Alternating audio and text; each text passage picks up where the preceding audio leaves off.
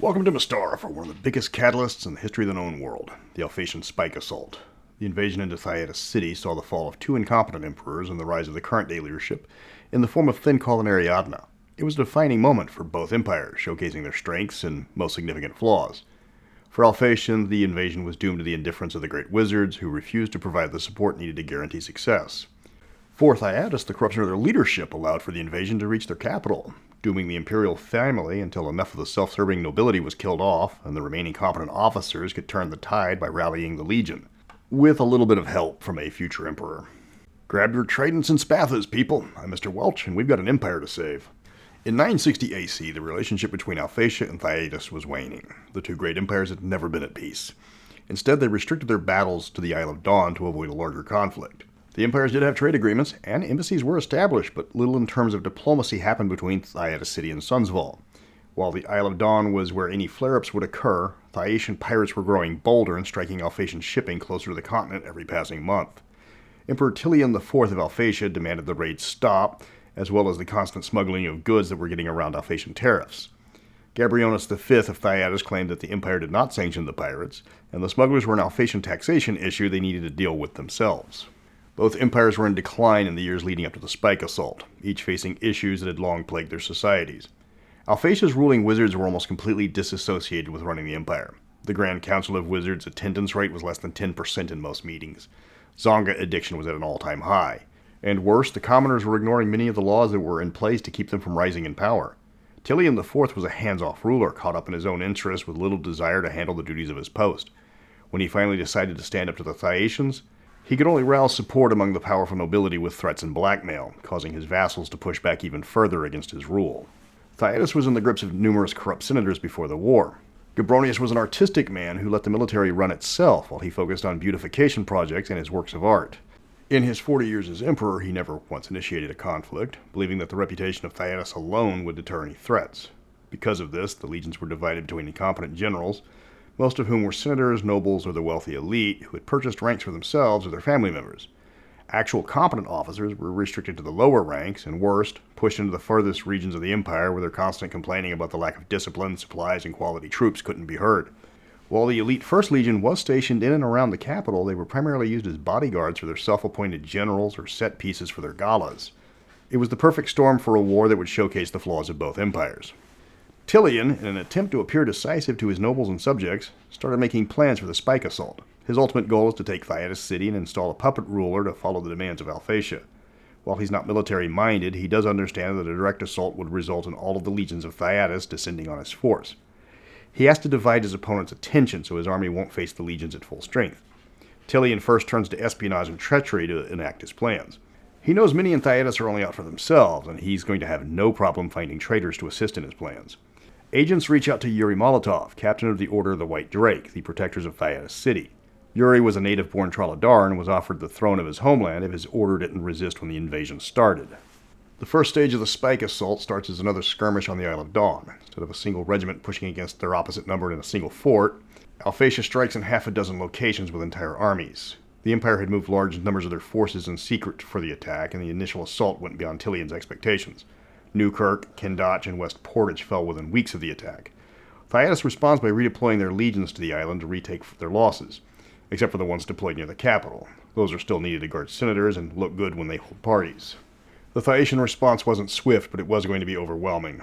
By the time the various legions reached the Isle of Dawn, Alphatia had dug in and awaited the counterattack. The legions that arrived were some of the more competent, but they still lacked training and leadership and often dealt with weapons and armor that were insufficient. The Alphatians were pushed back slowly but steadily. It didn't help they had little magical support, and not much in the way of logistical help due to the entire attack being a feint. Tilian wasn't trying to hold the Isle of Dawn, but to lure Thyatira's military away from the capital for his big surprise. This came about in the autumn when Tilian's actual plan was enacted. The Alphatian navy, laden with troops, swept from behind the Isle of Dawn and made straight for Thyatira City. If Thyatira had been at full strength, the invasion would have been stopped in the narrow strait called Vanya's Girdle by the superior Thyatian fleet. Only the fleet had long been neglected. The corrupt leaders of Port Licinius had been embezzling monies meant for fleet repairs. The few seaworthy ships were at the Isle of Dawn dealing with the conflict there, leaving just a few converted merchant ships to stop the might of the Alphatian navy. The Battle of Vanya's Girdle became the greatest defeat in Thyatira's navy in history. Alphatia's forces reached Thyatira City and deployed tens of thousands of troops to secure the capital and seize the palace. Not all was going well for them either. Not a single member of the Council of Wizards was willing to help. They thought Tilion was weak and his military expedition was a distraction from their interests. He had no high-powered wizards and minimal air support. Most of the officers volunteered for the expedition were there for personal enrichment rather than the glory of Alphatia. It was a recipe for disaster. Initially, the battle went as planned. The Order of the White Drake refused to mobilize when the first airships appeared. The First Legion was held back to protect the individual senators' villas rather than face the Alphatians in the streets. The palace was breached. The Alphatian wizards hunted down the imperial family to exterminate their entire line. The attackers slew Emperor Gabronius as well as 5 of his 6 children, with only Gabriella escaping the slaughter. Now all that remained was to secure the city, and victory would be assured. Enter Thrainkel Torsen, also known as Thrainkel the Brave, one of the most famous gladiators in all of Thyatira City. He sees the slaughter and notices the complete breakdown of the Alphatian army and the total absence of the First Legion. He ventures out with a few other gladiators to confront their attackers and easily defeats those who stand against him. In single combat, the Alphatians are no match for Thyatian gladiators, and there is no cohesion in the invading army. Thrainkel rallies his entire gladiator stable to him and defends their city. The gladiators prove to be unstoppable, as any and all discipline among the Alphatians is long gone. He moves his forces to other gladiator schools to recruit the warriors there. Eventually he has a small army of gladiators and legionnaires willing to fight for their empire rather than some corrupt senator. The retaking of Thyatira City has begun.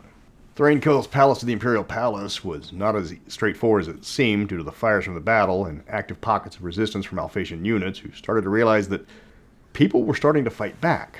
The future emperor uses his forces well, sending out legionnaires to face the disciplined troops and unleashing the gladiators against the pockets of looters. Against the rank of Alphatian soldiers, the Alphatians break against the shield walls and are crushed against walls and other obstacles.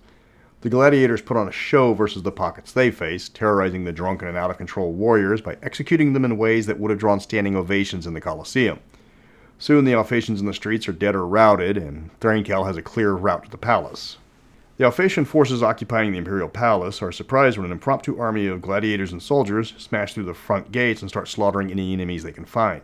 Thrainkel leads the charge, accompanied by many companions who would later become power players in Thyatira.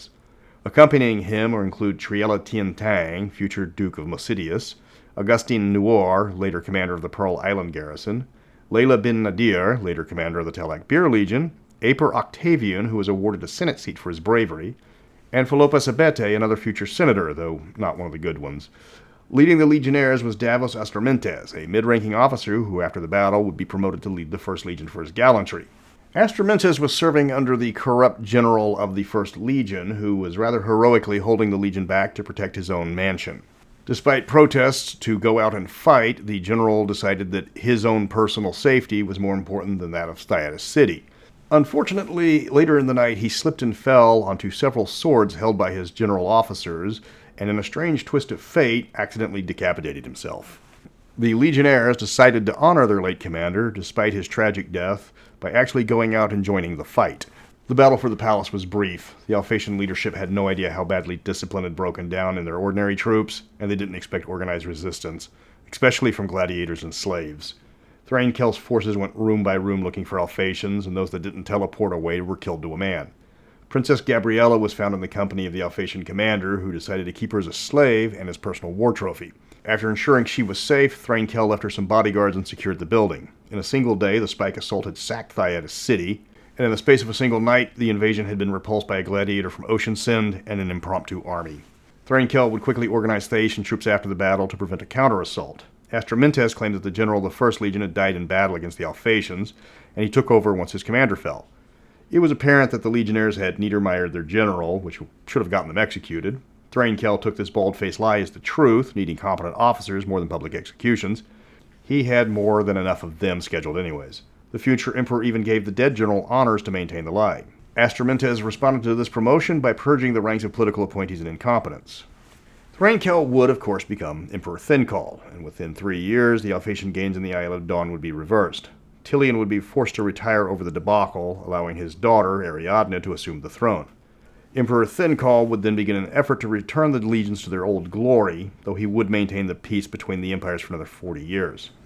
Thus concludes the story of the Spike Assault. I filled in some of the blanks with fluff to keep the canon, with minimal deviation. Next week is a monster video, as I'm looking at some of the biggest beasts in Mystara, including some ones I skipped over from the last video. But until then, Ave Imperator.